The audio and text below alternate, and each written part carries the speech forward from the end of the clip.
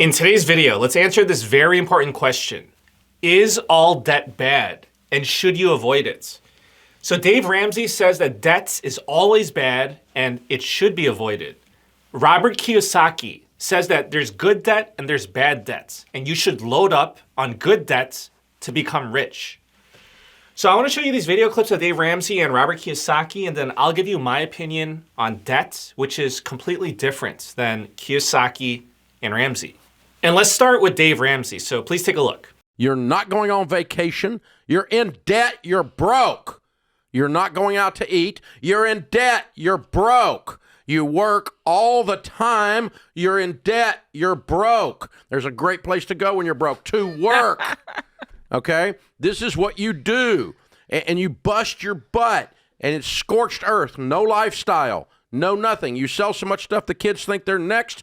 You name the dog eBay and the cat Craigslist. Everything's going out the door. We're getting this mess cleaned up. We're sick and tired of being sick and tired. People that do it with that intensity get out of debt in an average of about 18 to 24 months. So as you can see, Dave Ramsey is clearly anti-debt. Now, I want to show you Robert Kiyosaki's opinion, which is completely different than Ramsey's. So please take a look. Well, there's two kinds of debt. There's good debt and bad debt. Good debt is debt that somebody else pays off for you. So when I buy an apartment house with my friend Kenny, I don't pay for it. The bank lends us the money and debt is tax-free, right? So let's say we put $1 million down to buy a $5 million apartment. So we now have a $5 million asset and our tenants pay for it. That's good debt. But I take out my credit card to go eat sushi. That's bad debt because I got to pay for it. And it's that simple.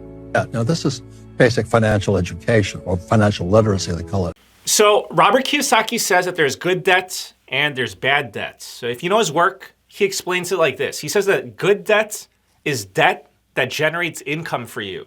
So an example of that is if you get a loan to buy an investment property. He says that bad debt is consumer debt. So a very straightforward example of that is if you're in credit card debt. So Kiyosaki says that good debt helps you get rich, bad debt makes you poor. If you want to get rich, load up with good debt. So Kiyosaki brags that he's over $1 billion in debt. Now, I'm going to give you my opinion towards debt, and it's completely different from Ramsey. It's different from Kiyosaki, and I'm going to explain it to you like this. So this is actually how I explain it in chapter 5 of my book regarding debt. Okay, so Dave Ramsey says that debt is always bad, and you should stay out of debt, right? And Robert Kiyosaki says that there are good forms of debt and you should load up on it, right? So first, let's answer this. Is debt good or bad? My philosophy is that debt is always bad, but stay with me because it doesn't end there.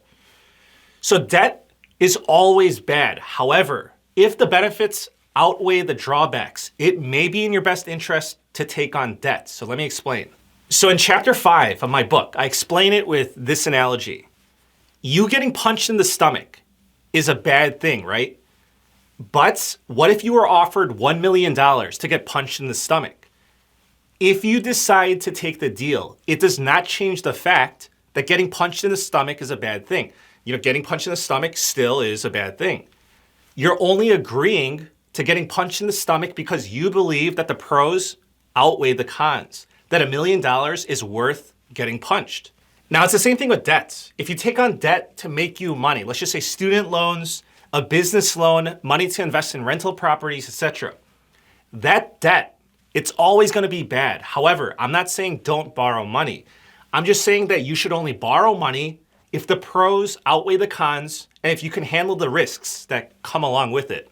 But that's the thing, you must analyze the situation well. For example, if someone offered me $1 million to get punched in the stomach, then I would want to know the details, assess the risks involved, and think of worst case scenarios, such as who's punching me. Is it going to be Mike Tyson in his prime that's going to punch me? Because if it is, then I wouldn't take that punch because that punch would most likely kill me, in which case it's not going to be worth it. But that's the problem with people taking on debt, because many people ignore the risks, they ignore the dangers, and they get blinded by the pros and they don't consider the cons. So you really need to see the risk to reward or the pros and cons. So I want to give you a real life example. So let's just say that you came across an extra $5,000. Maybe you got a bonus at work or a big tax refund, whatever it may be. Let's just say you're $5,000 richer. And let's say with that money, you can either pay down your mortgage that has a 2.75% interest rate, or you can put it in your Roth IRA, which has been earning you an average of, let's just say 8% a year. Which one will you choose? Pay down debt or invest it? Personally, I would rather put the $5,000 into the Roth IRA because the expected rate of return is much higher. So sure, in the short run, that money in the Roth IRA, it may return less than 8%. However, a guaranteed 2.75% is just too low. I'd rather keep that low interest rate debt and try to make more than 2.75% a year. But now let's change the variables. What if your mortgage interest rate was 7%? In this scenario, I would rather put that $5,000 towards paying down my mortgage because that's a guaranteed 7% rate of return. And I would rather have a guaranteed 7% return versus an expected 8%. So listen, regarding debt, essentially you need to assess the situation. I don't think it's fair to say that you should always avoid debt at all costs, because this is going to lead you to miss out on opportunities or optimizing your finances. And I think it's dangerous to tell people to load up on good debt because an excessive amount of debt brings excess risk. So my philosophy is that debt is always bad. However, if it's worth it, utilize the debt. If it's not, then don't. So take it as a case-by-case scenario. Now, if you think that what I just said is simple, then I'll tell you that I do too. However, and surprisingly, this idea is revolutionary because I've never seen anyone else say this before or explain it like this. At least to my knowledge, if you've seen it, then please show me the video clip or the book in which it's written because I'd like to see. Because normally it's either one extreme or the other, but this is the way that I see it. So therefore, I'm telling you my book about building wealth. It's very simple, it's very straightforward, and it is revolutionary. It's gonna change lives. So listen, I want to tell you this so you know where I'm coming from. So personally, I don't like debts. I hate owing people money. I don't even like owing people favors. I try to avoid debt, but I'm willing to take on debt if it makes sense. Now, in terms of bad debt or consumer debt, I don't need to lecture you on this. You already know it's a bad idea to pay for a vacation that you don't have the money for with a credit card. But when it comes to other common forms of debt, I'll tell you this. In my life, I've been in debt. In my younger years, I was in credit card debt. I've had an auto loan, I've had a mortgage, I've had a HELOC, I've had business loans. Yeah, but during all that time, I didn't like being in debt. I didn't want to be in debt, but when you have no money, what can you do? I'm just being realistic. Now, obviously you want to pay those off because again, all debt is bad. However, if you can find ways to be more productive with your money than paying down your debt, then I think that approach is okay. You must weigh the pros and cons. However, from experience, I want to tell you that if you're debt-free, a big benefit is that your life financially is just so much more stress-free.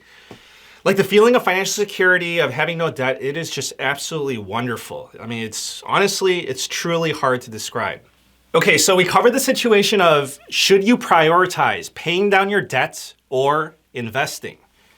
But there's also going to be the situation of whether you should borrow money to make more money. So if you ask me, for example, should you borrow money to go to college? Should you borrow money to start a business? Should you borrow money to invest in a rental property? Then my answer to you, it's either going to be, one of three. It's going to be one, a hard no, don't do it. Or two, it depends. Or three, yes, do it. Right? It's going to be one of those. And my answer is that it depends. It depends on the pros and cons. It's a case-by-case scenario. So it's not as simple as yes all the time or no all the time. And assessing each situation requires that you do your homework and your research. Good starting questions to answer are, how much will the debt cost? What's the expected payoff? What can go wrong? What's the likelihood that something's going to go wrong? And how much damage will you take if things go wrong? So I believe that's a good starting point of assessing the situation. So personally, that is my take on debt. It's a little bit different from Ramsey and Kiyosaki. If you enjoy my content, please check out my book on Amazon. I encourage you to do so, The Book of Wealth, 10 Steps to Financial Freedom. I'm going to leave a link for you down below. Thank you so much and wish you a very nice day.